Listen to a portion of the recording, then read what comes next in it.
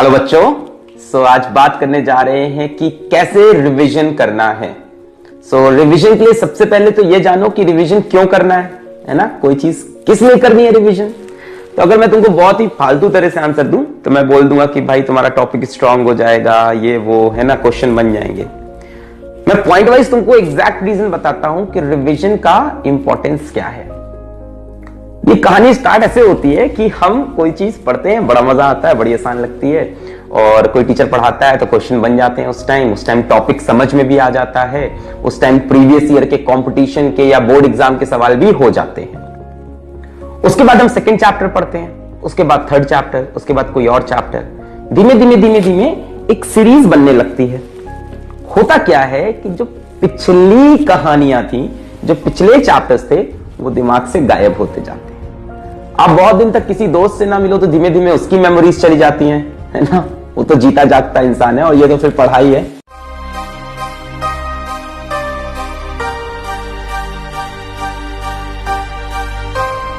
कागज पे लिखी बातें हैं, नोट्स हैं, जो किसी ने आपको समझाई है, वो भी बेमन से, आप तो नहीं जानना चाहते थे। तो बहुत जरूरी है कि उसको टाइम टू टाइम रिवाइज करें, है ना। उस टाइम बात समझ में आ गई, पर पीछे जाके वो चीज अब भूली भी लग रही। दूसरी बात क्यों जरूरी है रिवीजन। मान लो मैंने चैप्टर 1 में कोई कंसेप्ट पढ़ा, और बहुत चांसेस होते हैं कि वो कंसेप्ट चैप्टर 3, चैप्टर 4, चैप्टर 5 आगे भी लग रहा हो। मैं तो फिजिक्स केमिस्ट्री पढ़ाता हूं, मैंने ये चीज बहुत बार देखी है कि पिछले कंसेप्ट्स आगे यूज होते हैं। अब होता क्या है कि पिछला एक कंसेप्ट हमारा नहीं समझ में आया था या नहीं याद आ रहा, तो हम सोचते हैं चलो उसको हटाओ, हम आगे पढ़ते रहते हैं। होता क्या है, आगे की कॉन्सेप्ट्स भी अब उस कॉन्सेप्ट की वजह से वीक हो रहे हैं, है ना। एक छोटी सी बात है, वहां पे पढ़ा हुआ है, उसको काश रिवाइज कर लेते तो आगे के चैप्टर्स भी अच्छे होते। नहीं, उसको भी बर्बाद कर रहे हैं पिछली गलती के चक्कर में। तीसरी बात मैं बताता हूं क्यों रिवीजन जरूरी है। ये सबसे इंटरेस्टिंग है, ये है घबराहट। अब एग्जाम आने वाला है, आप घबराए हुए हो कि मेरा टॉपिक तैयार है भी कि नहीं, है ना, मैं इसका क्वेश्चन कर पाऊंगा कि नहीं।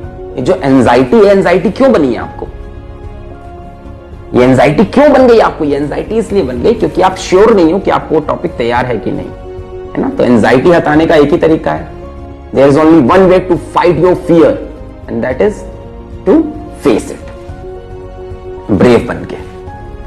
एक और बात है यार, रिवीजन क्यों करना चाहिए, कि मैं यही आपको समझा रहा हूं। रिवीजन इसलिए करो, खुशी मिलेगी, खुशी मिलेगी, टॉपिक तैयार होगा, खुशी मिलेगी, सेटिस्फैक्शन मिलेगा, हैप्पीनेस मिलेगी, कॉन्फिडेंस मिलेगा। Satisfaction, happiness, confidence. सेटिस्फैक्शन आ गया, हैप्पीनेस, खुशी होगी कि वो टाइम बर्बाद नहीं हुआ, वो टाइम खराब नहीं हुआ। वरना सोचो जितने दिन वो 100 क्वेश्चन किए थे, वो बुक्स पढ़ी थी, वो सारा टाइम वेस्ट हो गया। जब भी ऐसा लगे तो खुद से सोचो कि मतलब मैंने वो चीज स्टार्ट ही क्यों की, अगर वो आगे यूज नहीं होगी, क्या वो सारा टाइम खराब करना था मुझको, है ना। तो ये बात थी कि रिवीजन क्यों इंपॉर्टेंट है। अब बात आती है कि रिवीजन कैसे करें, और उससे पहले मैं ये बात करता हूं कि रिवीजन स्टार्ट कैसे करें, क्योंकि स्टार्ट करना बहुत टफ होता है। हमारा दिमाग बहुत ही लेथार्जिक, बहुत ही आलसी है। उसको लगता है अरे ठीक है, आता है, कल कर लेंगे, इसको एग्जाम के पास में कर लेंगे। तो डेफिनेटली एग्जाम से एक दिन पहले सारी चीजें रिवाइज नहीं होती, फिर बुरा लगता है यार ये तो अच्छे से पढ़ा था, बस रिवाइज नहीं कर पाए। हाँ, कौन सुनता है ये सब, कोई नहीं। तो स्टार्ट ऐसे करो कि अपना जो भी टॉपिक स्ट्रांग है, लोग उल्टा बोलते हैं, मैं कुछ और बताऊंगा, जो भी टॉपिक स्ट्रांग है पहले उसको रिवाइज करो। इससे क्या होगा, आप एक शेड्यूल में आओगे, एक आप लय बनेगी आपकी रिवाइज करने की, एक आपका रिदम बनेगा रिवाइज करने का, है ना। अपना कोई भी टाइम चूज कर लो, उस टाइम बैठो और अपना स्ट्रांग टॉपिक रिवाइज करो स्टार्टिंग में, है ना। उसके नोट्स बनाने भी सब बताऊंगा क्या करना है, पर पहले अपने स्ट्रांग टॉपिक जो पहले से अच्छे से तैयार है उन्हीं को रिवाइज करो। इससे आपको रिवीजन का बेनिफिट समझ में आएगा।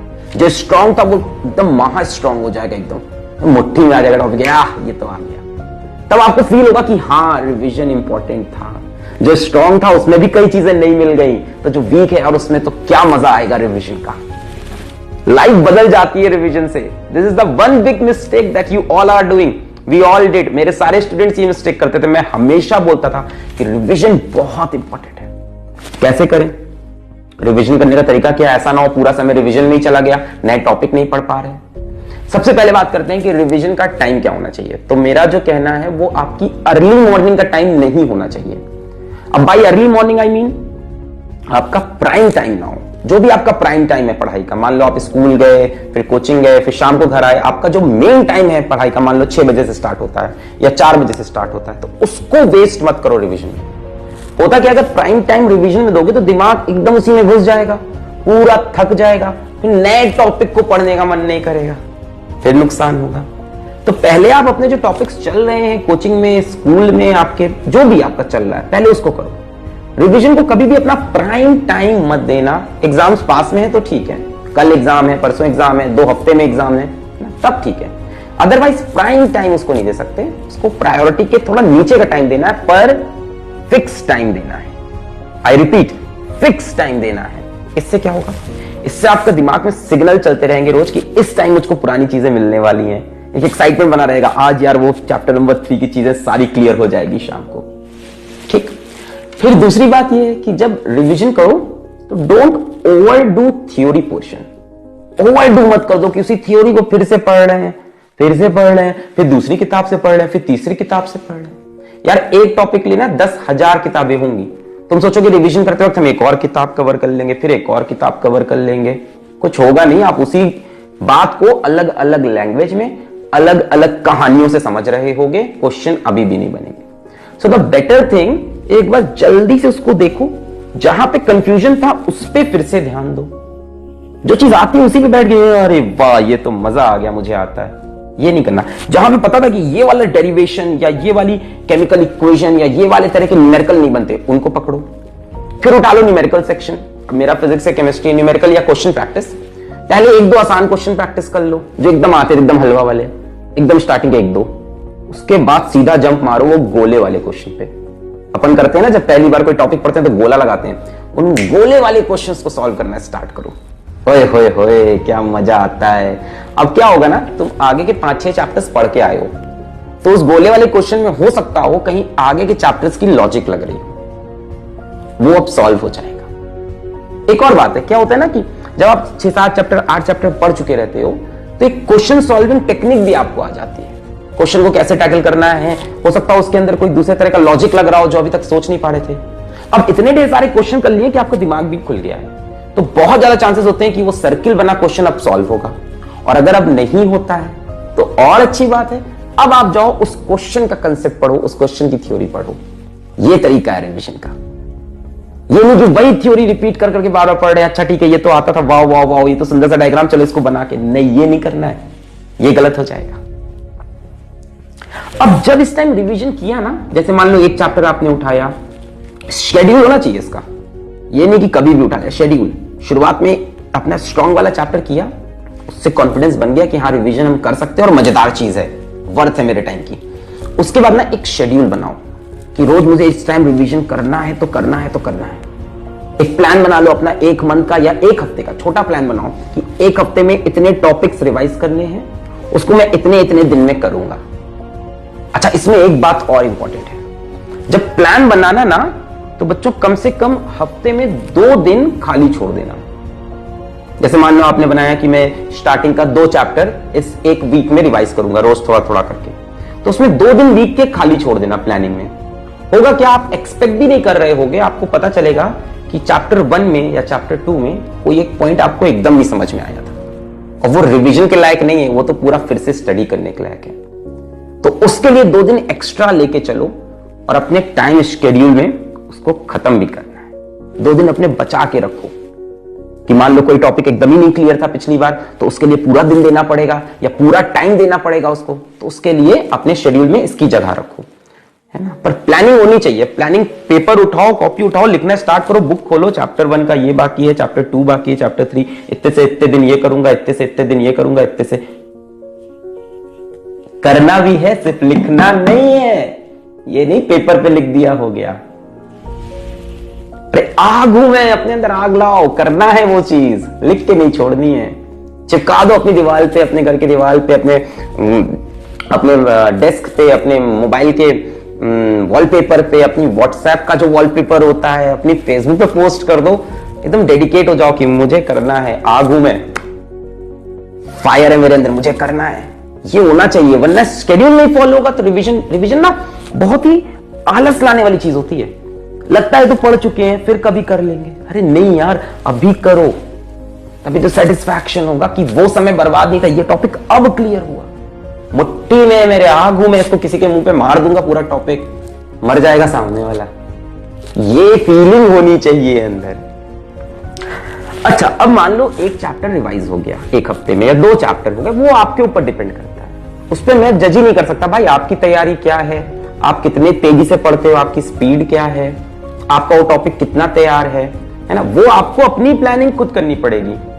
मैंने देखो कहीं भी ये नहीं बताया कि किस तरह से कैसे बनाओ, नहीं, एक तरीका बता रहा हूं। अंदर की प्लानिंग तो आपकी है ना। I can just show you the path, you have to walk for your own self. खुद चलना पड़ेगा। तो जैसे मान लो, अब एक ये बता रहे करना है, कैसे करना है आप सोचना। मान लो एक हफ्ते में आपने 2 चैप्टर्स कंप्लीट किए, एक चैप्टर मान लो 3 दिन या 4 दिन में कंप्लीट हुआ। जैसे ही वो चैप्टर खत्म हो, अब उसके शॉर्ट नोट्स बनाओ। वाह, क्या मक्खन नोट्स बनने वाले हैं। मान लो उस चैप्टर के पूरे नोट्स थे 30 पेजेस में, आपको उस 30 पेजेस को 3 to 4 पेजेस में समराइज करना है। क्या हो उसमें, ये मैं बनवाता था बच्चों से, और उसको सुंदर बनाना। उसको सुंदर, अरे सुंदर चीजें ज्यादा अच्छी लगती है, लेट्स एक्सेप्ट दैट फैक्ट। सुंदर बनाना कि 3 पेज की मैंने एक रिवीजन शीट बनाई, सारे इंपॉर्टेंट फॉर्मूले के अंदर के फॉर्मूले, समझे क्या, जो कुछ पर्टिकुलर क्वेश्चन में लगते हैं फॉर्मूले, जो शॉर्ट ट्रिक्स लगती हैं वो लिख लिया। केमिस्ट्री की बात की तो हमने, मान लो ऑर्गेनिक की बात करो, फिजिकल, अब मैं अपने टॉपिक में ही तो समझा पाऊंगा ना।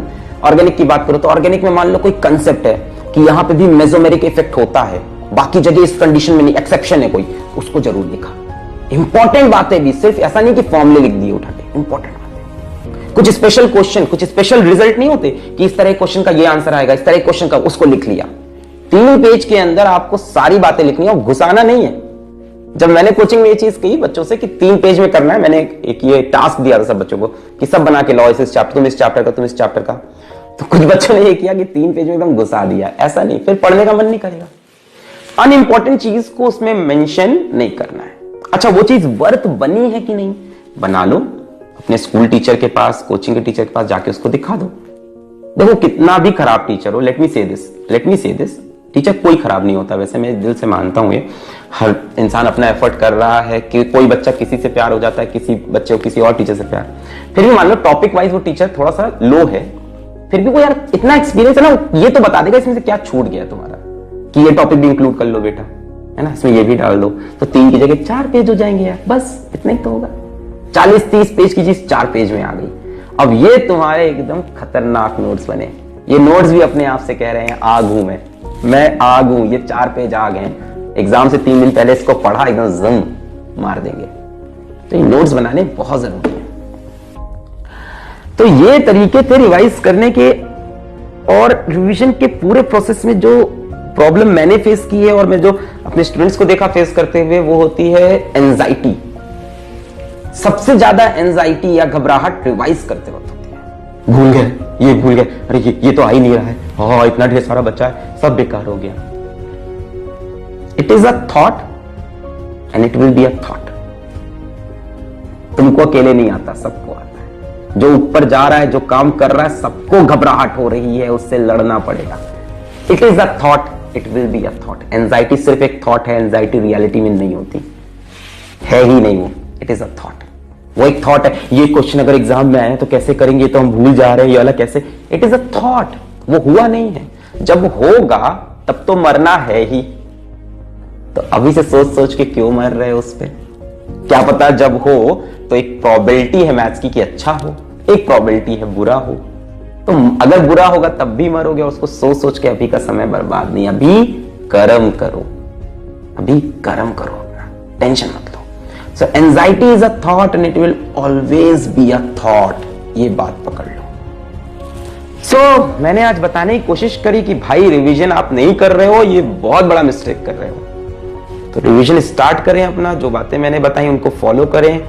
रिवीजन क्यों करें समझाया, कैसे स्टार्ट करें, अपने आसान टॉपिक से, फिर अपने शेड्यूल हो, प्लान हो, पेपर में लिख लो कैसे कैसे करना है, क्या क्या करना है। अपना प्राइम टाइम उसको मत दो, नोट्स बनाओ, उसके बाद इवन टेस्ट दो, सबसे बेटर।